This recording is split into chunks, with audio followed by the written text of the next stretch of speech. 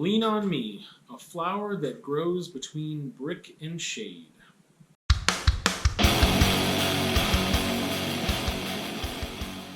Talking about Lean on Me today, a movie released in 1989. It's a drama, fact-based, biographical drama, directed by John G. Avildsen, written by Michael Schiffer, starring Morgan Freeman, and I'm going to mispronounce your last name, I'm sorry, Robert Guillaume, has Beverly Todd, other folks in here as well.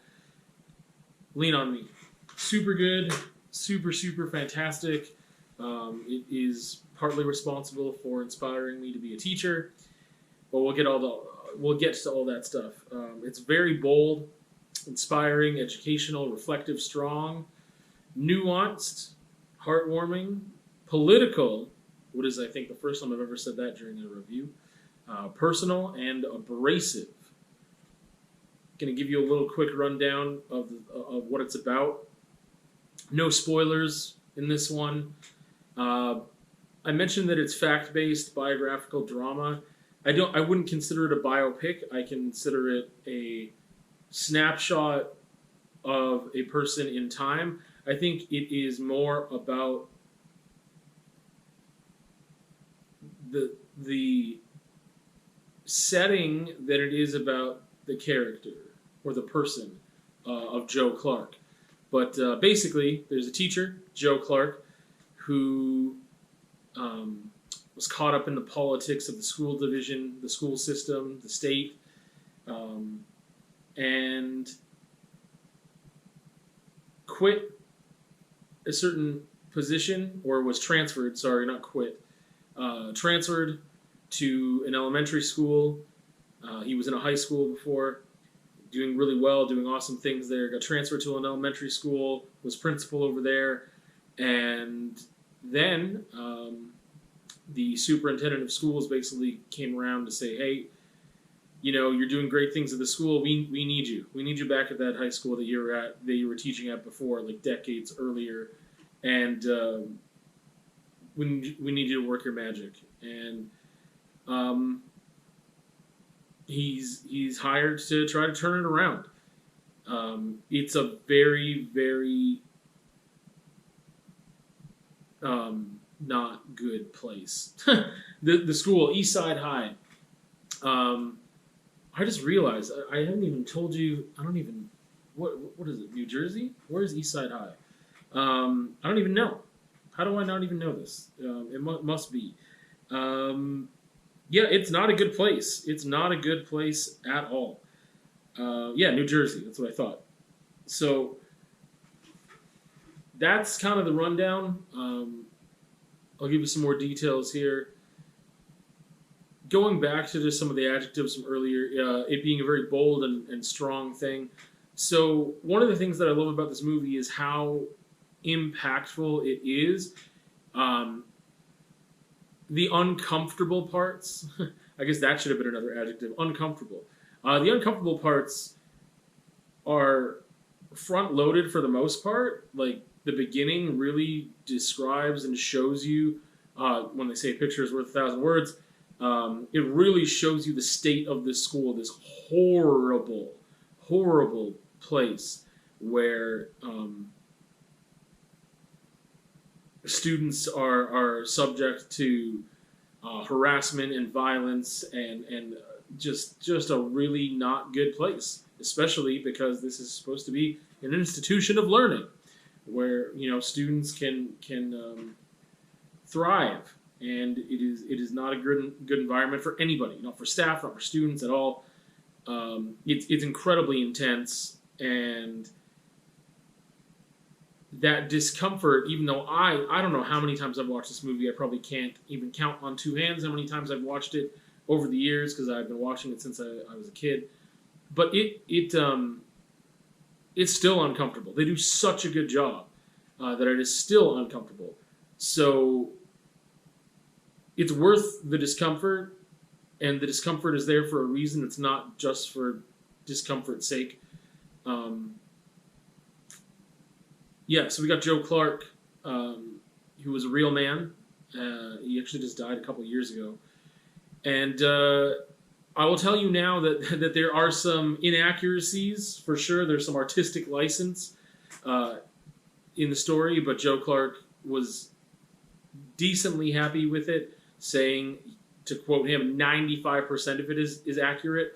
I don't really know about that based on the articles that I've read, but either way, I don't want to tell you what those inaccuracies are. I think you can enjoy the film as a piece of art, and be inspired by it without thinking about, well, that's not accurate, because it doesn't matter. I think it expresses something very strong. I think that the things that are not the things that are not accurate or factual, or maybe there's some portrayals that are not super flattering. I think it's easy to put those to the side, for me anyway, and focus on the real message of the film. Which is what? What is the message of the film? I mean, going back to that little intro there, a flower that grows in between brick and shade. I mean, that's a really cliche image, but I think that, just like this cliche of the diamond in the rough and all that, it's an underdog story. I think that not just the man, Joe Clark, but of East Side High, of this school, of these students, the people that work there and inhabit the building, in all aspects, that it is an underdog story of the character that is the school, and how they can beat the odds. So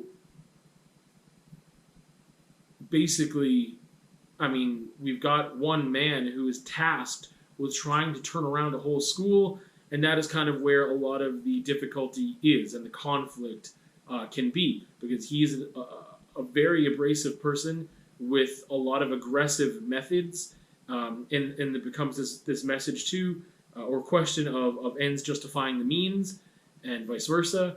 And one thing that I love about movies, human relationships and exploring those, and that is key here. I'm going to give you two quotes from the movie in my little summary here. I just realized I went off track. A flower that grows in between brick and shade. Again, story of the underdog. It's that against all odds, things happen. Positive things, beautiful changes occur.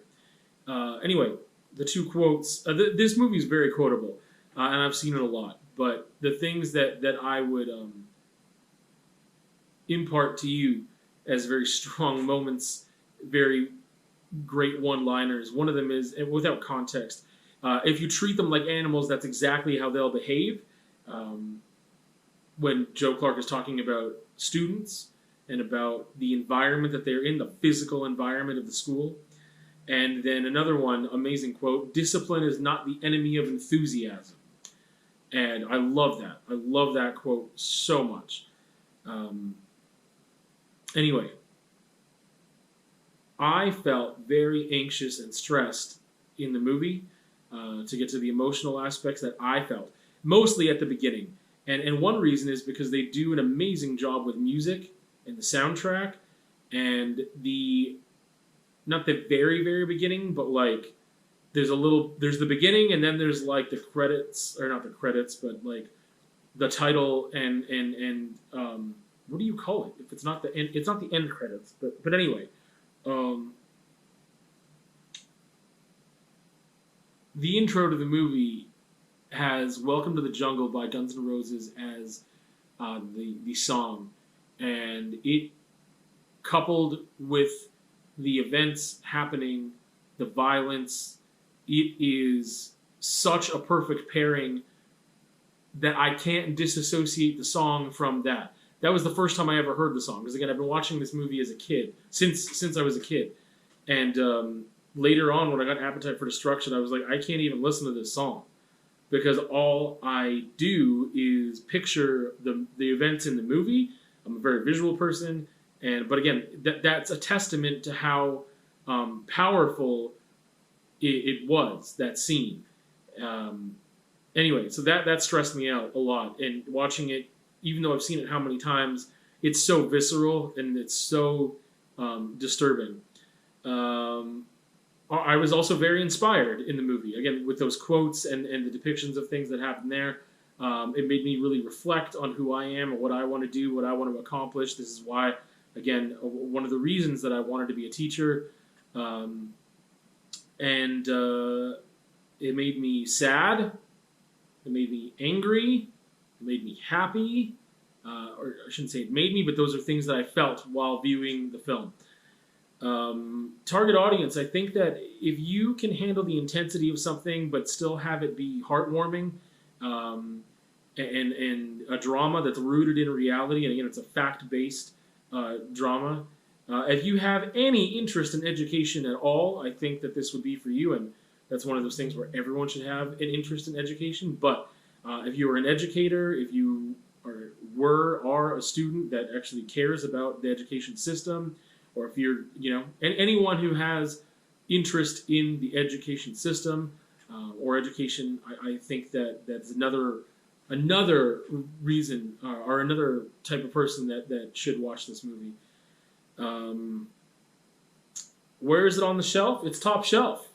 It is a top shelf movie. For me, again, the nuance is one of those things that I bring up, and it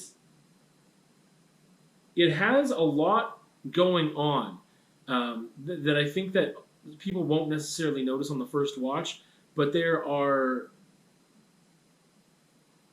discussions. Oh man, again, I don't want to give you spoilers, but there are certain situations that happen with people where they don't give the stock answer. They say, we've got options here, and we should explore those, which wasn't a very safe thing to say about certain topics, especially at that time. Even now, I think it'd be difficult for you to see a movie, a blockbuster movie or an A-list movie that approaches some of these subjects the way that they do here, especially because they are not the main components in the film. But they're like a glance at something, yet they treat it with complication and nuance in a very real way and not just a stock answer.